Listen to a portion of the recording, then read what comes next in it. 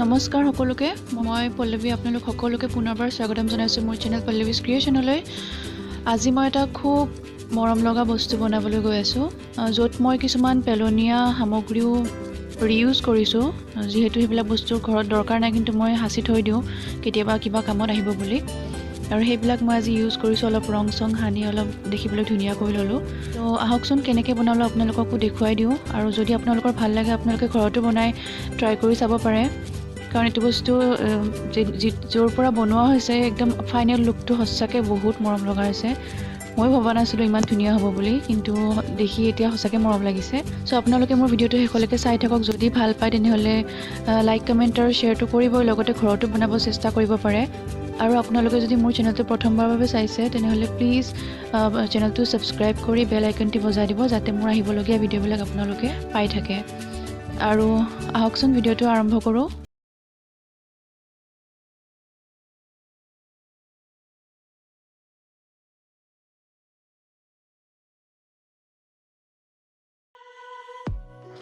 পোনপ্ৰথমে মই থাৰ্মকলৰ টুকুৰা এটাত মেটচ বক্সৰ শ্বেপত টোটেল 16 টুকুৰা মই কাটি ল'ম।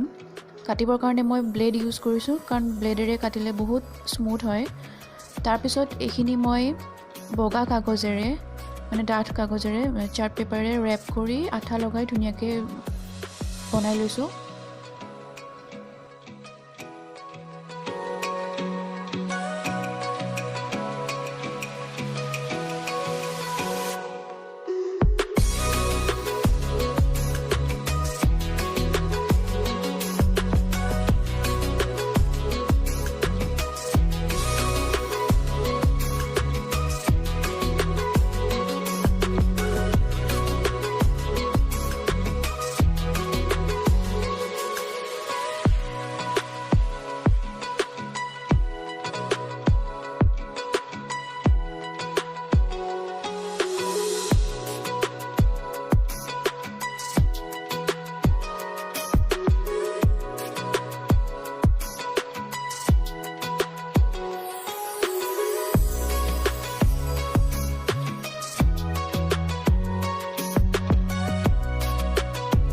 মই যে ইয়াতে হোৱাইট পেপাৰেদি মেৰাই ল'লোঁ, কাৰণ মোৰ হাতত কালাৰ্ড চাৰ্ট পেপাৰ নাছিলে, আৰু সেইবাবে মই 8টাত ব্লু কালাৰ দি ল'লোঁ আৰু 8টাত ৰেড কালাৰ দি ল'লোঁ। কিন্তু ৰেডটো মাজে মাজে ভিডিঅ'ত অৰেঞ্জ নিচিনা দেখা গৈছে, কিন্তু এইটো অৰেঞ্জ নহয়, এইটো টোটেল ব্লাড ৰেড হয়। মই both ছাইড কালাৰ কৰি লৈছোঁ, কাৰণ বেক ছাইডটো মই লৈছোঁ, নল'লেও হয় কাৰণ বেক ছাইডটো দেখা নাপায়, কিন্তু মই দুফালে অলপ কালাৰ কৰি লৈছোঁ।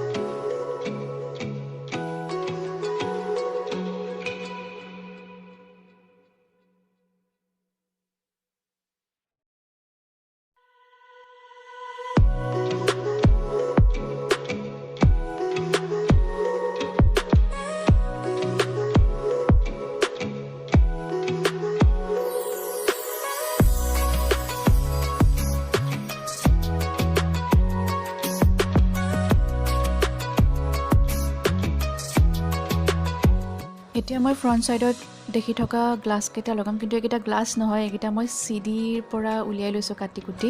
আৰু কিদৰে মই উলিয়ালোঁ সেইখিনিও দেখুৱাই দিওঁ, কাৰণ আপোনালোকে জানিলে নিজেও ঘৰত বনাই ল'ব পাৰিব। কাৰণ চিডিটো আমি সদায় ইউজ নকৰোঁ, এতিয়াতো একদমেই ইউজ নোহোৱা হৈ গৈছে।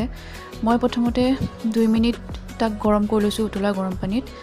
তাৰপিছত তাৰ পৰা উলিয়াই আনি, 2টা লেয়াৰ আছিলে, 2টা লেয়াৰ থাকেই চিডিবিলাকত, 2টা লেয়াৰটো কাটিবলৈ দিগদাৰ হয় কাৰণে মই এটা লেয়াৰ কৰিবৰ কাৰণে এই পদ্ধতিটো ইউজ কৰিছোঁ।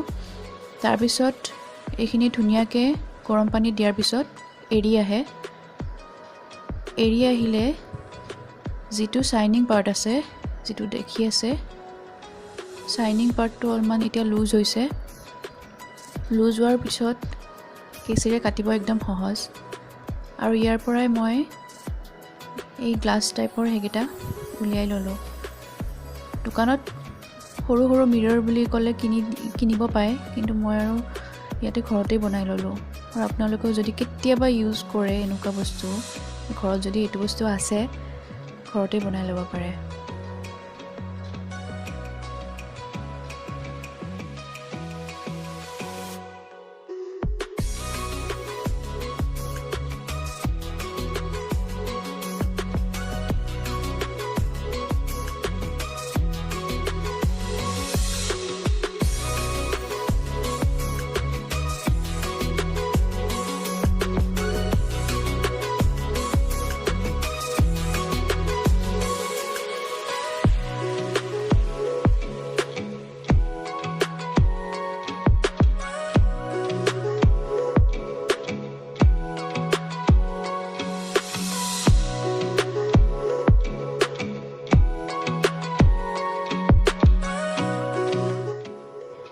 ইয়াত লগোৱা আঠাটো যাতে কেতিয়াও খুলি নাযায় তাৰ প্ৰটেকশ্যনৰ কাৰণে মই বেক সাইডত এইটো প্ৰসেস কৰিছো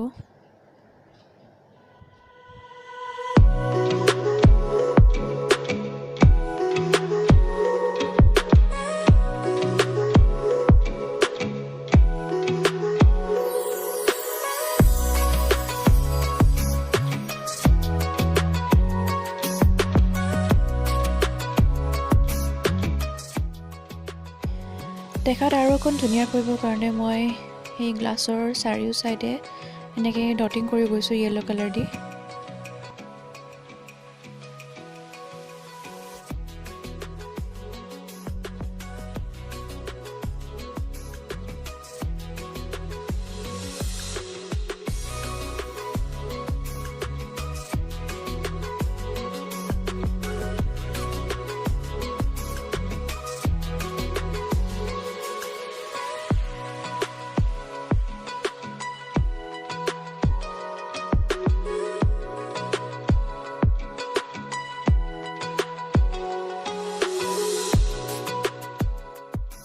ইয়াত উলমা কিছুমান ডিজাইন দিবৰ কাৰণে মই দহি যেনেকৈ গুঠে ঠিক তেনেদৰে মই কেইটামান গুঠি লৈ ইয়াতে উলমাই দিলোঁ আঠাৰ সহায়ত